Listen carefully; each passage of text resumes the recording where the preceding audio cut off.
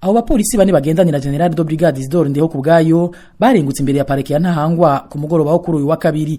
Amakuru dukesha abacamanza bo muri iyo parake amenyesha ko abo bapolisi bumvirijwe gushika nk'igihe cy'isaha 2 z'ijoro kubijanye n'urupfu rw'umupfasoni Alice Ntahokagiye akekwa kuba yagandaguriwe mu ntango z'indwi heze ku rugo rw'iyo ntwazangabo ruri muri quartier y'Icenda ya zone ya Ngagara.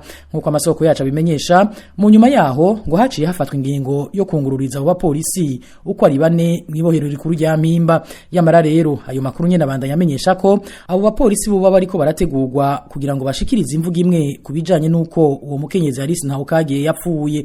Kubwa amasoko yacu nyene, uwo mukenyuro ngo bari rugamije gukingira General de Brigade Isidore Ndihokubwayo batazirana kubambe akekwa kuba yaratanze itegeko ngo ubwo bubisha bukogwe. Amakuru dufise yemeza kandi ko buci kiziga ca Alice Ntahokagiye gitogwa hari uwundi mugabo tutarashobora kumenya umwidondoro yoba yari yarahagaritswe nabo bapolisi bacungera General de Brigade Isidore Ndihokubwayo. Gushika ubu irengero ry'uwo mugabo nta urashobora kurimenya kandi n'ikiziga ciwe kikaba kitaraboneka.